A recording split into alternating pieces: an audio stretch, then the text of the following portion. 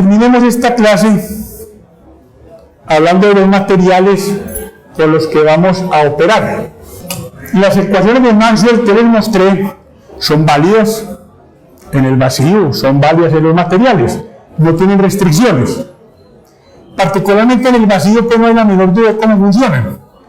Y el vacío, recuerden que lleno de campos, sí es un ámbito donde algunos ingenieros encuentran su actividad profesional. Pensemos que con la comunicación satelital hay que salir de la atmósfera, llegar a una región vacía. O cuando percibimos del espacio profundo señales que vienen de otras galaxias o del mismo sistema solar. Por ejemplo, hay unas sondas en Marte que le mandan información a la Tierra. Estamos averiguando mucho de Marte por esas ondas. Eso nos llega a través de ondas que viajaron por el vacío. Pero el ingeniero típico tiene que trabajar en el planeta Tierra con los materiales que tenemos a mano. Voy a hablar de tres tipos de materiales: los dieléctricos, los materiales magnetizables y los conductores. Antes de entrar a mirar sus propiedades, voy a hacer unas definiciones. Se llama relación constitutiva aquella que se puede establecer experimentalmente entre una causa y un efecto en un laboratorio. Es una relación que se encuentra por puntos. Cualquiera sea la causa, se le aplica a una probeta, a una muestra del material y se mide en el laboratorio el efecto. Y eso da un punto en este plano cartesiano. Se cambia la causa, se mide el efecto. Después uno todos esos puntos y resultará en general una curva.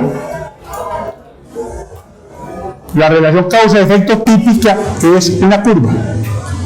En ingeniería, nuestra matemática tiene cierto grado de facilidad porque es fundamentalmente para fenómenos lineales. Así aprendemos álgebra lineal, ecuaciones diferenciales lineales, porque cuando los fenómenos no son lineales, hay que usar procedimientos numéricos. Se complica el cálculo. Entonces, frente a una curva como esta, no es extraño hacer un procedimiento de linealización, algo así, en donde se trata de acomodar la recta que minimice el error. Por mínimos cuadrados se puede hacer.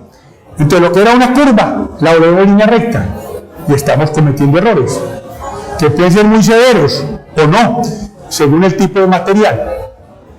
Errores que uno puede estar dispuestos a aceptar, y los diseños no son exactos, pero son fáciles de hacer, y entonces con un factor de seguridad se cubre. El factor de seguridad toma en cuenta los errores para que lo que esté diseñando funcione. Linealizar lo que es una curva, es una aproximación. Ese es el nombre bonito de lo que en voz baja llamamos un machetazo. Pero funciona. Otro nombre bonito es el primer teorema de Collins. Usando el primer teorema de Collins, linealizo esa curva. Collins, es que es una marca de machetes. Bueno, es una aproximación que se hace. Lo típico de los materiales, de muchas relaciones constitutivas que no he particularizado, es que ven curvas.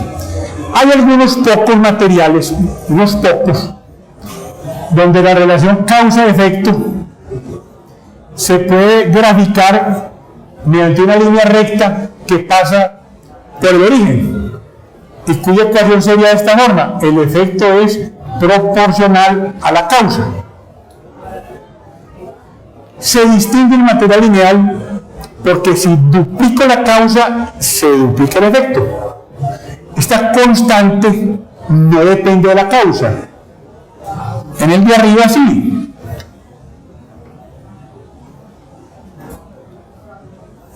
Si le aplicas esa relación a esta gráfica, esta K sería la pendiente de una recta de esas, una recta secante, la razón entre E y C. Observen que la pendiente va cambiando según la causa. En un material como este, una ecuación de esta hace que K sea función de la causa. En este material no. La causa aumenta de la misma manera el efecto sin que se modifique la pendiente. Sabemos que es lineal, si al duplicar la causa se duplica el efecto. Por ejemplo, voy a coger una recta paralela a esta, que aquí el intercepto es un 0. También una línea recta. Será lineal el material. La fórmula sería así.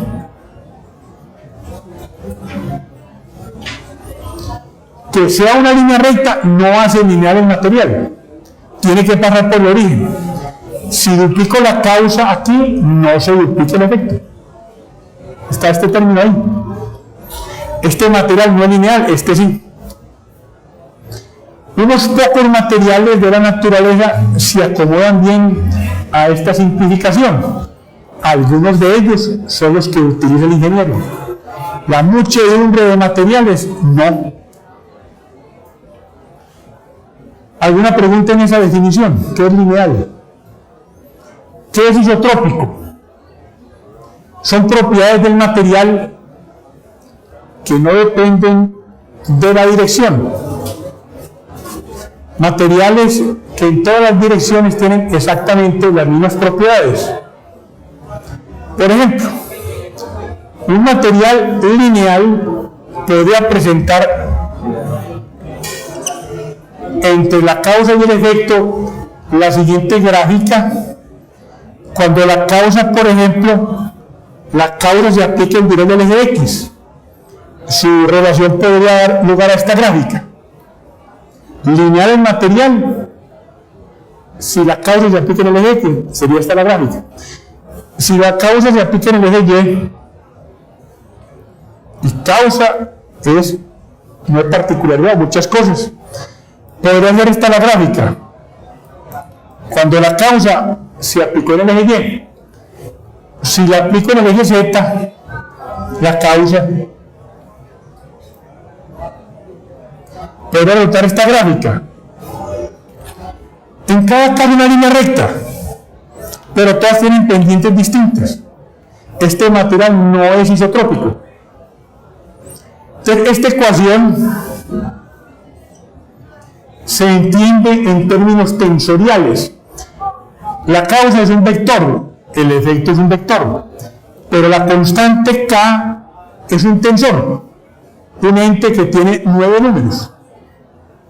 La matemática tiene cierta cantidad de entes que la física usa. En nuestro curso de la ingeniería de pregrado, básicamente usamos escalares y vectores. Pero una física más avanzada, de más exigencia, debe tomar en cuenta tensores, dado que la gran cantidad de materiales no son isotrópicos. O sea, para manejar situaciones no isotrópicas, los tensores. En pregrado de electrónica no se enseñan tensores. ¿Dónde aparecen?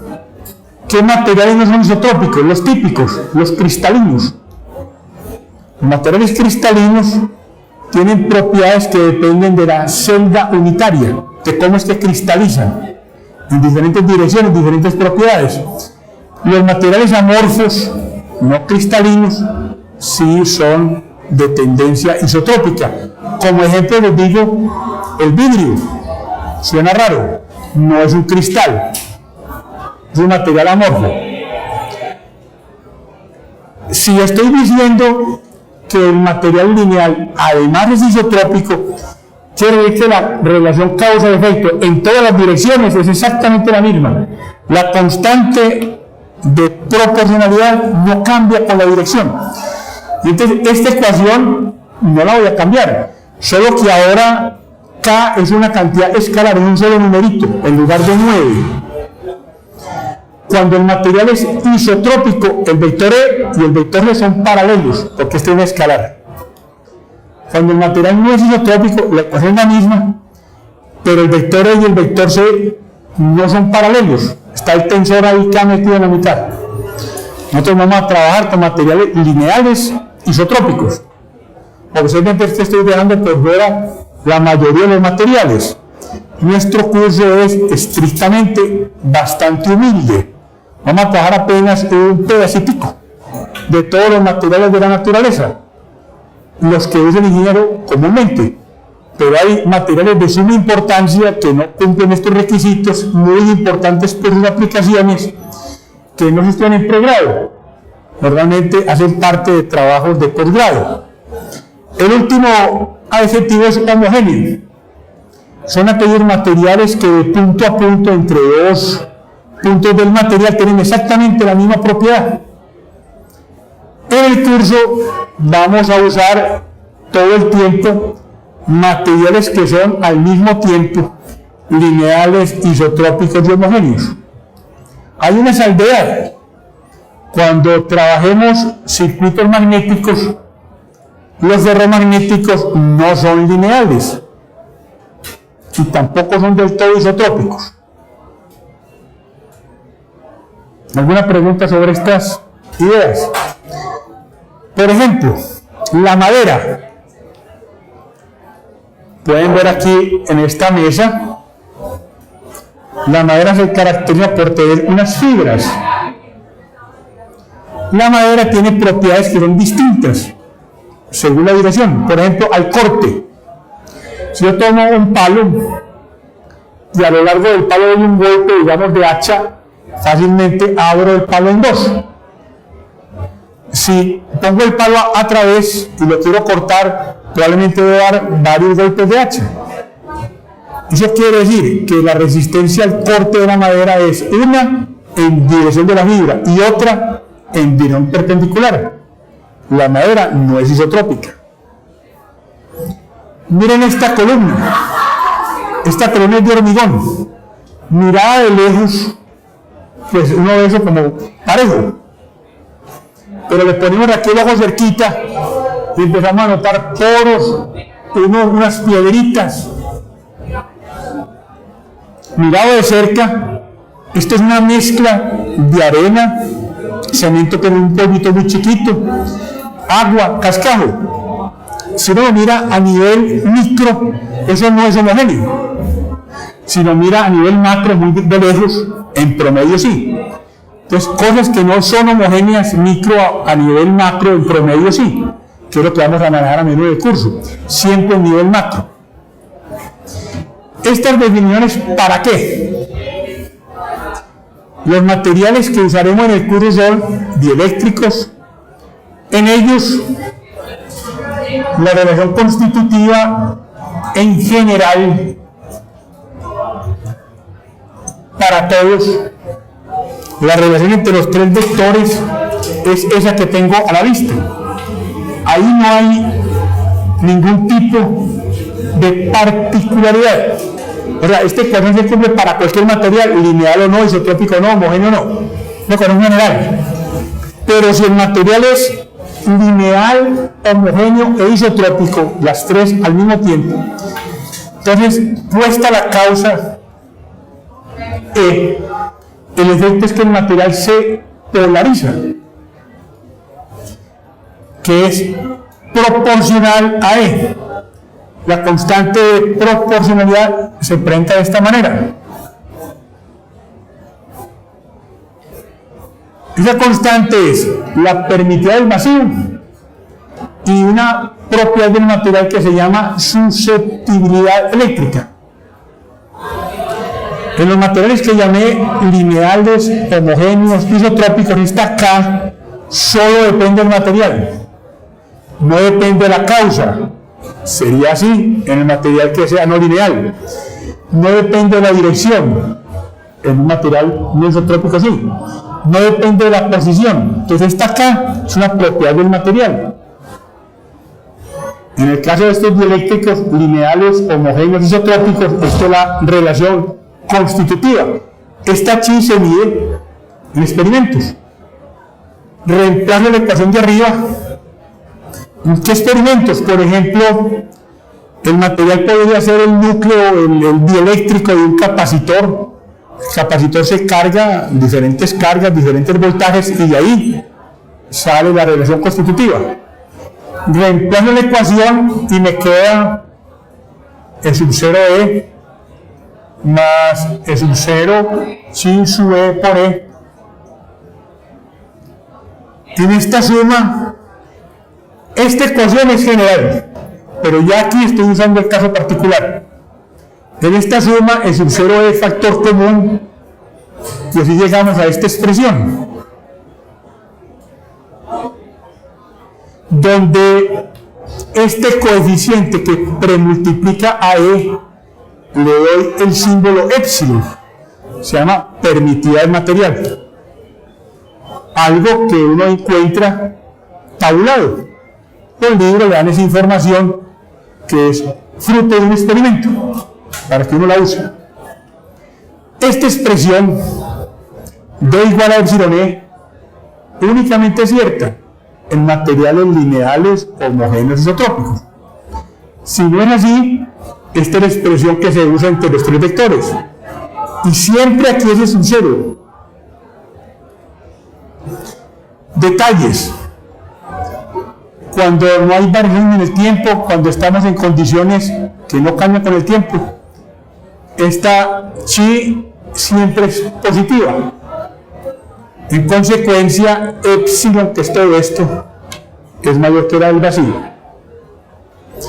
Ahora pasemos a los materiales magnéticos. Los vamos a necesitar.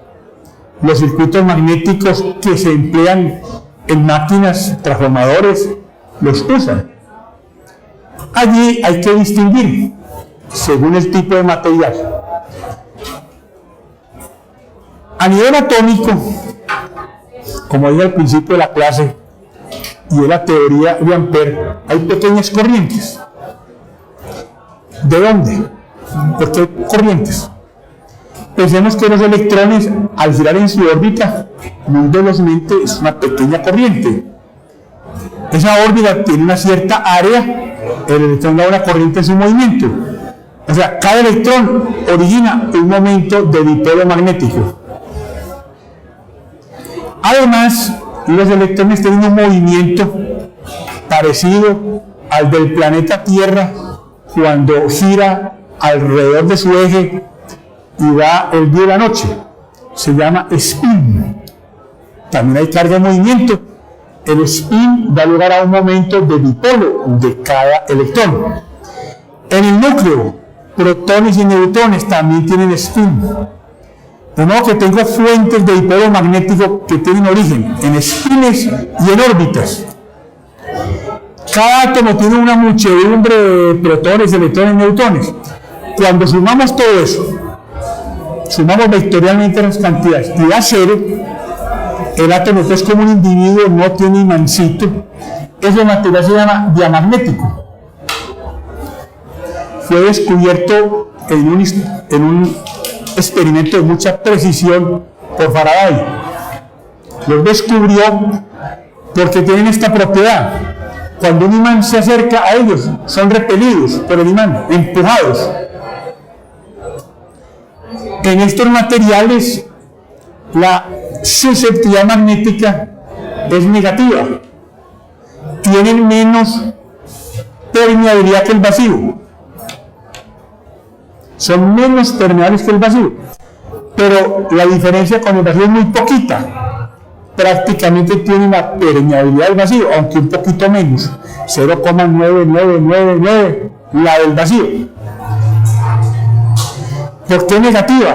Tiene que ver con su estructura atómica, y que sea negativo, por eso que son repelidos. De estos materiales les pedí a ustedes en la primera clase que dieran un repaso. Hago una pregunta. En la primera clase yo les dije que hiciera un repaso de vectores y de material. Levánteme la mano el que me siguió el consejo. Ninguno. El profesor da una serie de recomendaciones para que el estudiante afiance sus conceptos. Cada clase es un piso más que monto en la clase anterior.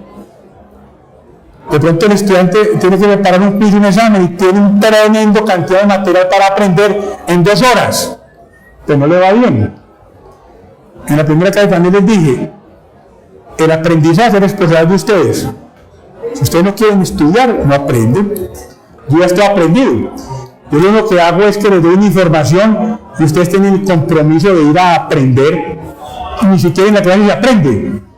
Yo les estoy dando una conferencia muy rápida, un resumen de Física 2, no es suficiente para aprender. Hay muchos detalles que no puedo entrar en ellos. Síganme el consejo cuando les diga que hagan algo. Paramagnéticos. Hay átomos tales que al sumar los dipolos que provienen de diferentes fuentes, ya les dije, esa suma no va a ser. O sea, el átomo como un individuo es un pequeño imancito. Se llaman materiales paramagnéticos. En ellos la susceptibilidad es positiva, la permeabilidad de ellos mayor que la del vacío, pero también muy pequeña. Más grande que el vacío sí, pero casi igual a la del vacío. De modo que como argumento práctico saquemos este. Materiales diamagnéticos y paramagnéticos tienen permeabilidades iguales a la del vacío. ¿Y eso qué implica? Supónganse ustedes que esta pared tuviese 10 metros de espesor, tremenda pared. Un campo magnético aquí atraviesa esa pared como si no hubiera pared. Porque esta pared se comporta casi como el vacío. Los materiales que la forman, madera, ladrillo, cemento, tienen un comportamiento muy parecido al del vacío. Por eso el campo magnético penetra tanto. Ferromagnéticos son materiales que en sus átomos individualmente tienen también un pequeño imancito, más potente pues que el de los paramagnéticos. Los diamagnéticos son repelidos por los imanes, los paramagnéticos son atraídos, los ferromagnéticos también, pero mucho más notorios. Oye, le arrimamos un imán a un diamagnético y no se mueve, o a un paramagnético tampoco, porque son ferros muy débiles.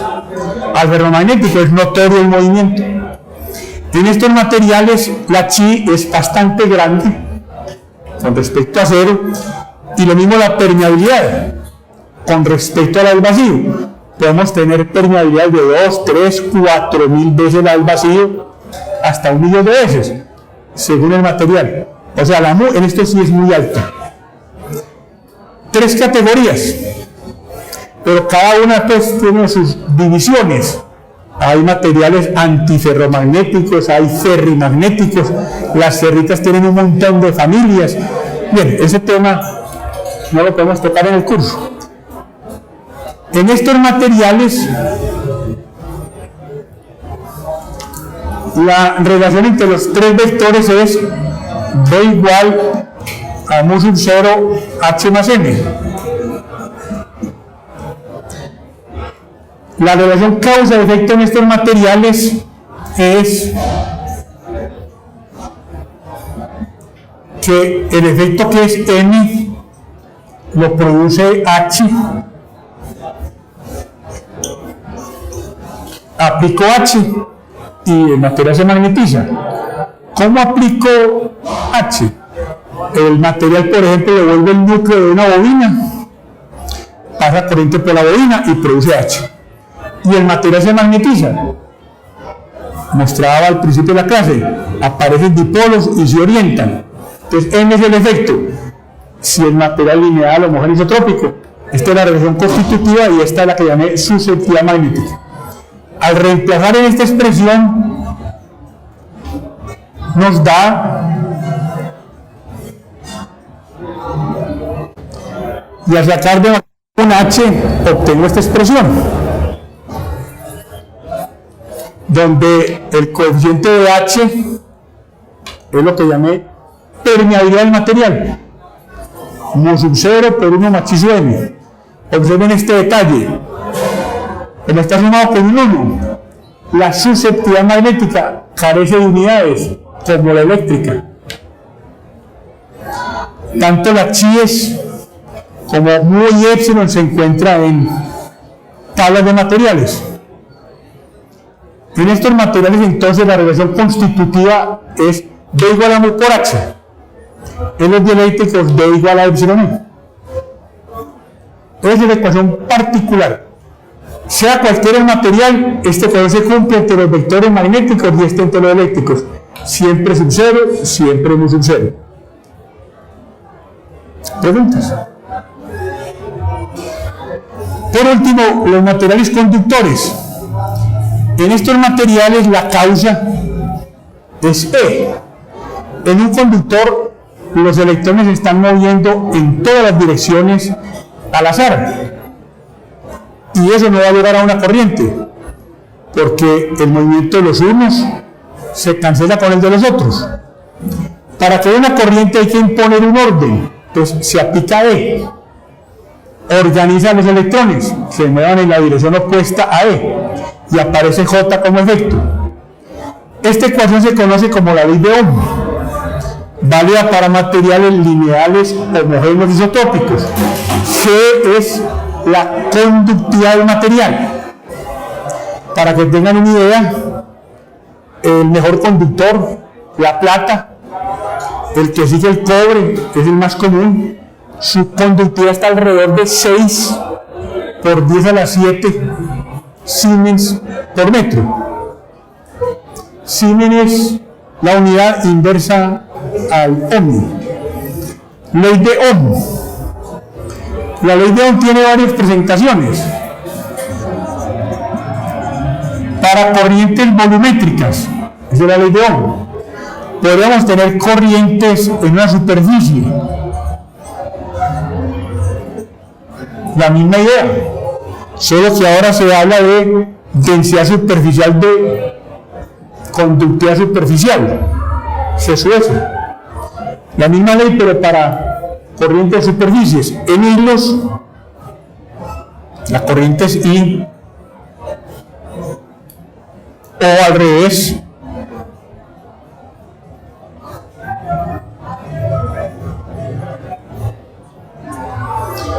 Si es en hilos, esta es la típica ley de Ohm, B igual a R por I. R es la resistencia del hilo. O esta es la inversa, igual a GB. Esta G mayúscula se llama conductancia. G mayúscula, R mayúscula no son funciones exclusivamente del material. Involucran la longitud del área. Distingan G minúscula, conductividad.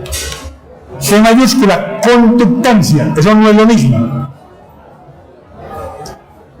En este curso, mientras no se advierta lo contrario, siempre que aparezca la letra G, Mu o Epsilon, vamos a suponer que los materiales de los que estoy hablando son lineales, homogéneos, isotrópicos. Si yo quiero advertir algo, lo digo expresamente. Mantengamos esa consideración en la memoria. El próximo miércoles tenemos el primer quiz. ¿Qué toca para ese quiz? Pues yo hice una presentación de carácter histórico, algo preguntaré sobre eso. En la fotocopiadora de Alberto dejé un documento, espero que todavía esté, si no me dicen para llevar una copia, en donde es un resumen pues, de mi conferencia. También lo referente a los 3 postulados. Esos 3 postulados son el resumen de la física 2. Eso es lo que toca. Y una vez que estudien eso, pues pueden ir a leer las proposiciones y ustedes mismos hacerse un examen con ellas a ver cómo lo contestan. No es que estudien en ese libro. Ese libro es para hacerse un examen. El libro no es el que toca. El libro es para chequear si ya entendieron y poderlas contestar. Miércoles próximo, el quiz es a las 10 de la mañana. Mejor yo llego de teoría electromagnética, inmediatamente hacemos el quiz, el principio de la clase. Que tengan un fin de semana y descansen. Muy bueno.